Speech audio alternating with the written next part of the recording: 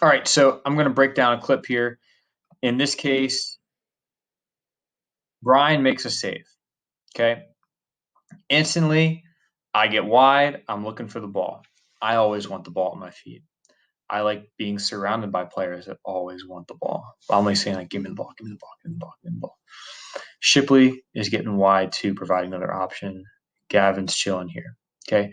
Now, Brian, as a goalkeeper, he typically makes the choice to play the side originally where he sees at least two players. So in this case, he sees me, he sees Gavin, rolls it out. And I notice that Gavin's there as well. So I see Ship, I see it was just a shot, right? I don't want to force the ball forward right away. So the first thing I do is when I receive the ball, I pull the ball back a little bit, right? I receive the ball and pull it back. And that's just to give everyone an extra second, breathe, get in position, and also draw defenders out. Adam has stepped a little bit, but he's also pointing behind. He's pointing at Gavin like, hey, look, like if I make this step to Josh right now, that someone needs to cover Gavin. He's pointing him out, right? He's communicating at the top of that diamond. He's communicating that. So I receive the ball and notice how quickly, once I've made the decision to pass the ball, look how quickly I get out of space. Ready? And I'm sprinting across the court, right? I'm sprinting diagonally across. Now, for me, my point is I'm going to head up top, right? I'm going to try and head up top and try and create space. But in this case, I also have now opened up space for Shipley to make his first touch with the bottom of his foot into space. If I make that run slow across the court, then the defender that's covering me will then easily just step hard to Shipley. The defender has to think about me and not even think about Shipley. So if I make that run hard out and no one follows me, then I'll get the ball back. But if someone does follow me through or someone passes me off, right, and I'm still under close defensive quarters, then I'm not an option. But look how quick Shipley makes his first touch forward or into space here, not forward up the court, but makes his first touch into space, into the middle of the court. Do not have your first touch roll across your body and open up on your back foot like you would in soccer and look down the line. That's not always the best in this case. Shipley makes his first touch with the bottom of his foot into the middle of the court, and that will then open up the whole rest of this play. Okay, so Brian rolls the ball to me. Settle in for a second, roll it, take touch, and pass over Ship. Notice how quickly Shipley went, received that ball with the bottom of his foot into the court space here, right? And plays to Gavin. Gavin receives with the bottom of his foot and starts sizing up and seeing what's available, right? So let me go ahead and play this clip a little bit longer. All right, so I play, Shipley gets it, boom, bottom of his foot, pass, and Gavin gets it, plays that same pass, right? And if you saw an earlier video of a pass he played to Shipley, right? He makes that same touch in, the pass, and that cross-court pass. Now, they've already allowed a goal off of it, so Austin is a little bit wiser here and has already taken a step out towards me. But at the same point, the reason why he's able to do that is because I'm not posting up in the middle of the court. If I was posting up in the middle of the court, that could have been an exact repeat of the last goal that we scored where Shipley had a wide open shot. So I'm receiving the ball here and backpedaling, okay? And I'm seeing, hey, AJ, do you want to run at me, right? Do you want to run at me and, like, basically, hey, look, like, this is a layoff drill. Play me, I'll lay it off to you right here, and you can take a shot. AJ decides not to. All right, so I'll back it up a little bit. AJ decides not to and runs around me, right? Which then makes Austin make a decision, right? Austin has to make a decision on whether he wants to follow AJ or stay close to me. So that will then give me space. Whenever a defender has to make a decision, that's good.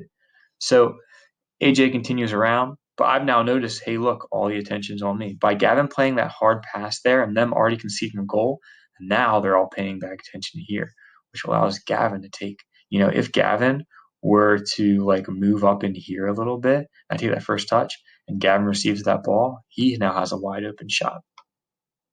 But in this case, that's not what happens, right? So I play the ball back firmly on the ground with Gavin, right? I then, as soon as I play that pass, I then move back a little bit, okay? Because my first thought is if I play that pass to Gavin, Gavin's probably going to go forward with the ball. And I wanted to provide an option defensively and at least an outlet, okay? Now, with that being said, looking in hindsight, I probably should have like stayed here, right? Because I would have had a wide open shot then, right? So, but all attention, they shift so quickly, right? And Adam goes so far over, and Tommy's occupied. Frank is occupied here, and Gavin's so dynamic, right? Gavin's such a dynamic player that they need like extra attention on him. So I honestly should have been over here, but I was thinking that by me playing that pass to Gavin, that Gavin might be isolated and to get out of his way and kind of be a defensive outlet. Like let's say Gavin were to take that shot and deflect and Adam got the ball. If I was here, Adam would have a wide open shot. So it's good to have at least one person back. So maybe by making that decision to be here, I would have to have a lot of trust that a shot's not going to be taken. All right, so which Gavin takes lots of shots, so I thought he was going to take a shot. So Gavin gets the ball, notices this, right? And he dribbles over to me. And usually when a player dribbles over to you in futsal and lays it off for you, that's a sign of being like, hey, take your first touch in and then play me, right? And being like, hey, I want this ball back. Most of the time, if you dribble over to someone and hand them over the ball, just think about it. Why would you dribble over someone and just hand them off the ball if you weren't about to be wide open in a different spot, right? Because he could have easily, like, why would he dribble over here and not just stop it and turn and face up at him? The reason is because now that we have, if you look on this side of the court and you draw a line, that white line follows all the way down. They still have 1, 2, and you can even say Austin is that third there. Now, this play, what results here, does not happen if AJ isn't there. AJ's in a good spot right now, occupying that player. So I'm going to receive the ball, right? The bottom of my foot into space, the same way Shipley did back here. The bottom of the foot, receive into space, and Gavin's going to be wide open. Because when I make that first touch across, we've already played the diagonal balls, right? We played the switch court balls over and over.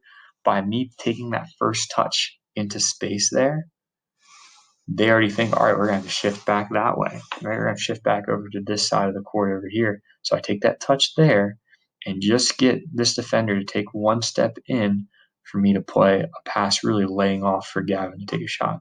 Now, Gavin misses his shot, but it's a chance that you see so often if you're able, like I said, this does not happen.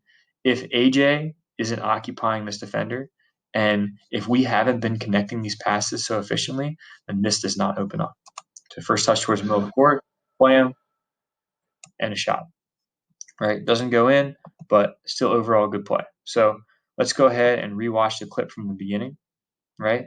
So Brian's going to end up making a save.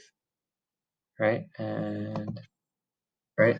So Tommy takes a shot, Brian makes a save. Brian rolls out to me, back to clear up space, right? Play a ball, get out. Shipley receives his first touch and gets out. Gavin moves forward, plays me. I look for AJ, not there. Plays back to Gavin. I move backwards. Gavin sees there's nothing really there. Plays me, dribbles over to me and says, hey, give me the ball back. And I play him, and he gets a wide open look. So the more wide open looks that you can create through possession, the better. Notice that none of this was dribbling and taking players on. All this came from off the ball movement and occupying players, occupying defenders, right? This wouldn't happen if Alex Shipley wouldn't have taken a hard touch in and played Gavin. This wouldn't have happened if I wouldn't have held the ball up and played a ball cross court back to Gavin. If AJ wasn't holding that defender up in the back there, this would never happen. If Gavin wouldn't have dribbled over to me and laid the ball off to me, if my first touch wouldn't have been in towards the center of the court, that wouldn't have happened. So with that, there's a lot of things that happen off the ball that you have to be aware of, especially as a defender, that at the higher levels, these are tactics that are known, things that we practice, and things that we look for in order to create more goal scoring opportunities.